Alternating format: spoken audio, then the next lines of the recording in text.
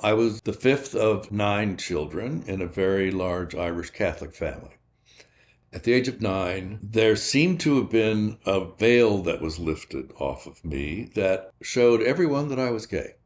In Orange County in the 70s, which is when this was, it was a really bad time to be a gay person. And I took it very personally, and I felt very humiliated and somewhat broken down over it.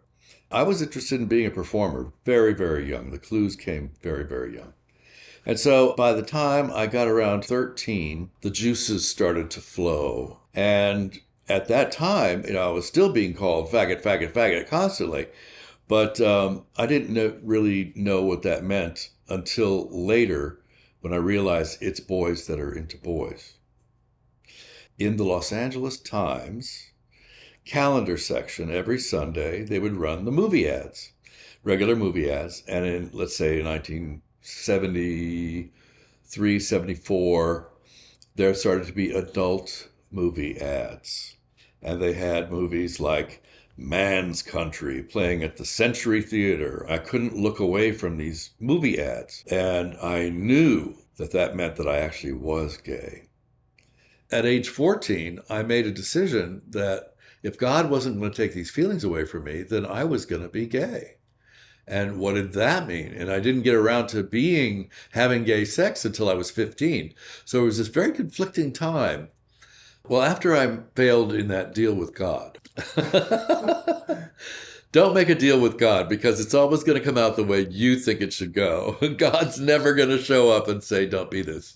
So at the age of 18, I was ready to get out of that house, away from all those kids and from my parents who were extremely Catholic and rather repressive. And my sister, Erin, and I both came out. And at the same time, my dad's mother died. And it was a terrible blow to him, and he reacted terribly to it. I was the tallest son, and he was a basketball coach, and I wanted to dance. You see? Yeah. And you put those together, it creates a very difficult relationship. Your mom? I came out to my mother long before I came out to my father. One day I came home from high school and said, "Hi, Mom, I'm homo," instead of, "Hi, Mom, I'm home." We had a laugh about it, and I said, "No, really, I'm gay." And she said, "Don't tell your father." I said, "Oh, okay, I won't tell my father." And "You don't tell him either," I said. And so I was about 17 when I did that. And then a year or so later, my sister and I came out at the same time, and we had tremendous support for each other. So around the age of 16, I was involved with a singing group called the Young Americans, which were very wholesome, singing, dancing young people. But we really were backstage was a lot of pot smoking, drinking, slutty gay boys fooling around with each other. It was very different than it is today. That was a period that I went through, and I discovered things sexually, which was wonderful. It was a great thing to do, a great time to do it in, especially before AIDS happened. So by the time I got out of high school, which was 2 years later, I was ready to go professional. I was ready to be a professional performer. I'd starred in a couple high school musicals, and so I was going to be a pro. I was going to be a professional performer. And I saw in the Los Angeles Times, there were auditions for the Broadway musical A Chorus Line. And I got the show at 18. And it was a national tour of A Chorus Line out of New York. It was a big, big deal at the time. And to be in A Chorus Line was incredible. Everywhere you went, people were really impressed with you that you were in this Broadway show that was touring through wherever. And while we were performing in A Chorus Line, I visited 48 out of 50 states. Every single bus and truck stop we could go to, every college town. And it was kind of my thing to hook up with guys in the local gay bar. And my pickup line was, "Well, I'm in town doing A Chorus Line." And it made me kind of like this big, big fish in a little pond. Interestingly, in Milwaukee, Wisconsin in 1982, we were doing A Chorus Line, and I was at a gay bar, And there was this young man, very good looking young man, blonde with sort of the 70s looking glasses on, who was kind of pent up inside. He was a strange, odd duck. But he was really attractive, really beautiful. And then I said to him, I'm in a chorus line. And he couldn't get away from me fast enough. It was Jeffrey Dahmer. He didn't want any of the spotlight from a chorus line to hit him because he was murdering young men that he met in gay bars. It was Dahmer. Isn't that crazy? Wow. So anyway, I was kind of put off by it, but the first time and only time that somebody turned me down because of chorus line, and to this day, I'm grateful that I didn't end up on a dinner plate. So anyway, after chorus line, I decided to move to New York City to follow my dream of being a Broadway star, which would then catapult me to be a movie star. That was the end game. I wanted to be a movie star. Best laid plans, right? So I got zero work after chorus line for like 10 months, absolutely nothing. And I was starving in New York City, and I'd run out of my chorus line money. And so I started making a little money as a go-go boy at the Gaiety Male Burlesque, which was in Times Square, right across Schubert Alley from the Schubert Theater, where a chorus line was playing. I was dancing naked on stage and getting tips and so forth. This was very, very briefly, but that's how difficult the winter of 1983 was for me. Very, very difficult. And so I did that for a little time, and then I got a show called the Radio City Music Hall Christmas Spectacular. And I had several parts in that, including I was the king that brought the gold to the baby Jesus, which was played by a light bulb. And so I would have a camel. They had a live camel on stage, and the trainer would follow me with the camel, and I'd have my box of gold and bring it up to the baby Jesus light bulb. And one night, the plastic hay that was around the manger blew into the light bulb and started on fire. And so there was Jesus on fire, all of us laughing our heads off. And Mary picks up the sleeve of her gown and smacks the baby Jesus light bulb. So, and that's how the curtain fell. These crazy things can happen on stage anyway. But Broadway was really in its nadir. It was really coming down very quickly. About 1983, there were news stories about this new disease. They didn't know what it was. It was just this gay cancer that it was called. And it was killing people very quickly. They started to mention that maybe this may have been maybe like a sexually transmitted disease. And we thought that was just them trying to react to us to make us stop having gay sex. I mean, because the act of gay sex in the 70s was an act of revolution. It was the way that you protested, in a way, because of all the repression that we'd undergone in churches and schools and every area of life. We were repressed. And so gay sex was our salvation. And it ended up being the ruination for a lot of gay men because of HIV/AIDS. So it was a terrible, terrible time from 83 until 87 when I left. Just all kinds of beautiful young people started to die. The first I knew that died was a guy who was the soprano in La Cage aux Folles of the Cagelles. He was the soprano and he died. And there were people in Cats, people from a chorus line who got sick and died. All these different Broadway shows, and technicians and musicians and directors. Michael Bennett got sick, and he was gone before too long as well. And so I left New York and came back to Southern California, and I watched everybody here die.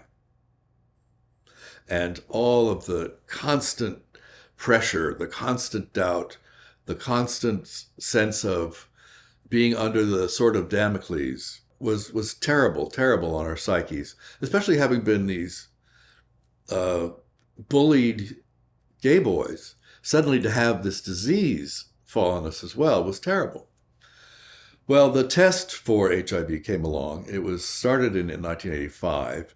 I didn't test until 1987, and the first time I tested positive.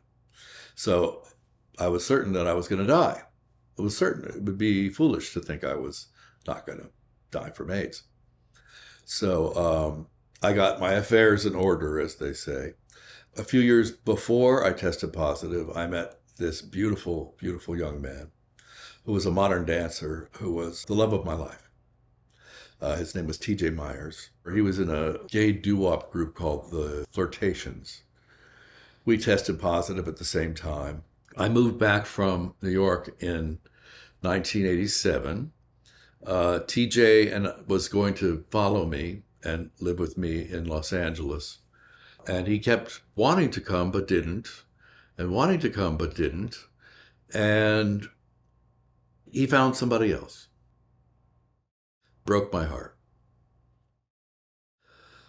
This other person that he was involved with decided that they were going to move to San Francisco. He couldn't move with me to LA, but he decided to move to San Francisco with this other guy. And he was covered with KS, Kaposi sarcoma sores. He was like a leopard. His entire body was covered with it, other than his face, which he never showed anybody because he always wore makeup to cover it up. The flight from New York to San Francisco basically killed him. He moved with this other person, and he got there and went right into the hospital. The KS had gone internal and covered the pericardium, which is the sac around your heart. And he basically died of heart cancer. I was devastated. I can't tell you. And I was left to build a life. But the ghost of TJ was always with me. I used to drive around, and I would imagine him in my passenger seat in the car. And I carried him with me. I didn't want to let him go. And that went for other friends that I had in Los Angeles, too, who were getting sick and dying. I carried them with me. They were like my inner community, my spiritual community. When TJ died, I started to drink and smoke grass constantly. By 1992, I did the final performance of my performing career, which was in West Side Story as Riff. In 1989, I met a gay guy who was the executive producer of this movie called That's Entertainment 3.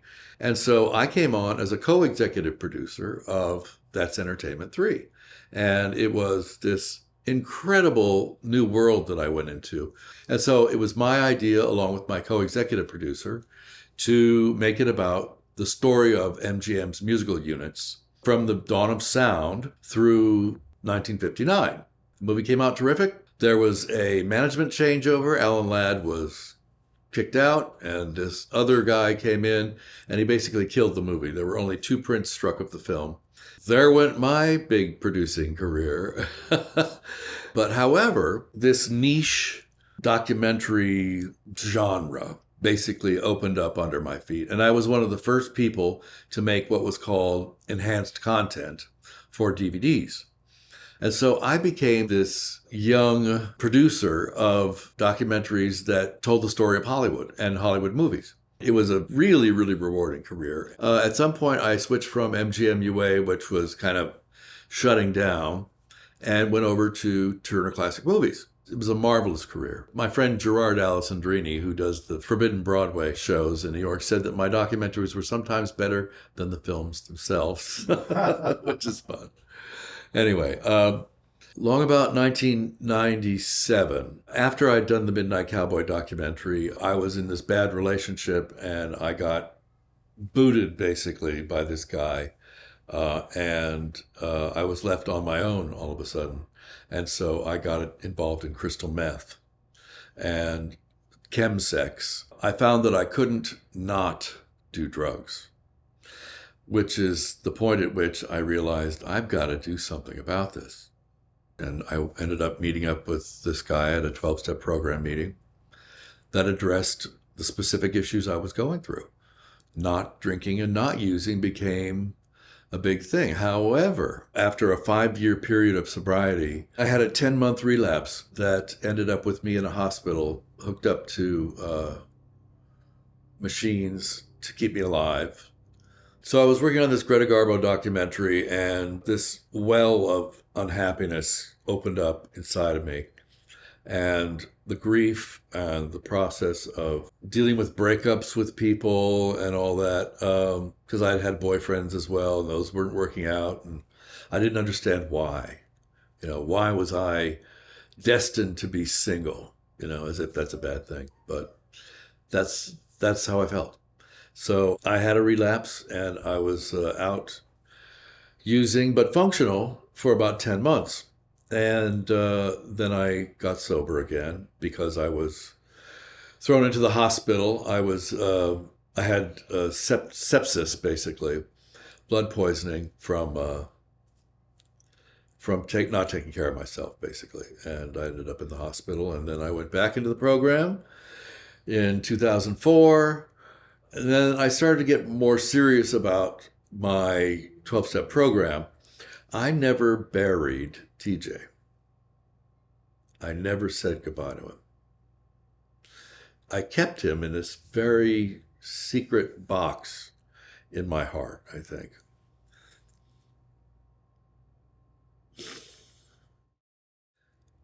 I didn't ever drive around with him in the passenger seat anymore, but there was just something about TJ and the love that we had together that was so idyllic, and so your first love,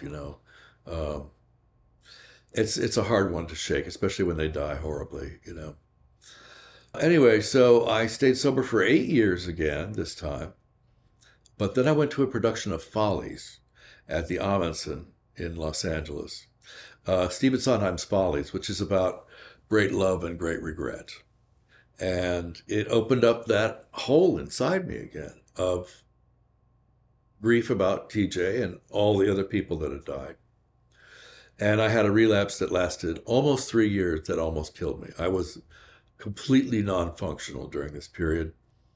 I was fired from an editing job. The career at Warner Brothers ended because the DVD disc business died in 2008. I started editing television. I edited Dance Moms. 2012 is when I relapsed on meth again. And then I got sober in 2015. So I was almost 3 years there. And in that time, I went from being healthy and strong to the size of a broomstick. I was so thin, non-functional, and had, depleted my finances and depleted my health, and still, living with HIV. And I basically was trying to kill myself because my brain chemistry was so screwed up from the meth and from the GHB and from all the other stuff that I was taking and doing. And that's when I finally surrendered. This is the moment that I really surrendered to this notion that I'm completely powerless over this drug. And so I returned to those programs again. And this time I really took a good, strong look at why I was so screwed up and why I was holding on to those dead guys. And part of it was I felt like I'd be giving up my own identity if I let them go. And it would somehow dishonor them to let them go. And this time I finally said goodbye to TJ. There's no reason for me to hold on to you anymore. And so I did let him go. And that was my journey. So after my bankruptcy and my life pretty much was decimated, I had to rebuild from zero. That included doing these independent documentaries. And they were all based on LGBTQ experience and all of the different areas that I'd been in the gay world. And now I'm working on a documentary called Queer Nuns, which is about the Sisters of Perpetual Indulgence and their journey through the Dodgers experience that happened a few years ago. And it's about the original founders of the Sisters of Perpetual Indulgence. We're, currently in production and looking for donations, and it's a very worthy endeavor. I'm tremendously content with where I am right now in my life. I get to make these little wonderful niche documentaries about the gay and lesbian and transgender experience. And I get to have my life in my beautiful rent-controlled apartment, which I'm very grateful that I kept over these many years. And I've got dogs, I've got a community, I've got my family. I'm set. Sometimes I think about young gays, and they didn't have to go through watching all their friends die the way I did. They are living their lives, They heard about it, I'm sure. When they came out, their parents probably said, "You're going to die of AIDS, watch out," Well, not everybody died of AIDS. I didn't die. And in a way, as the conservator of the stories of all the people that I saw die, I get to share that with younger gay people. And I don't know about mentorship necessarily, because a lot of young gay people don't want any mentorship whatsoever. And our tastes are so wildly different, too. I mean, I think about old movie musicals, were my thing. But that's not even interesting at all to young gays now. But, if one or two wants to know about it, I'll be there to tell them about it. We make big plans about what we want our lives to be. I wanted to be a movie star. But then I met this guy at Gay Pride once, and he gave me this card, and it said MGMUA on it. And it took me off to this whole new other direction that I didn't even think ever would come about. And you have to follow these clues. You have to follow the opportunities that come to you. And that's what I would say. Like, the plans you make are all well and good, but look for the opportunities. Look for the clues. Because I think the universe, or God, or whatever you want to call it, is sending us ways to express ourselves. My current way to express myself is to channel some of the experiences that I've had into these movies and share those with the world, and those will be there forever. That's the great thing about movies. I don't have to have kids. I've got movies. I've made movies that will live on and on and on.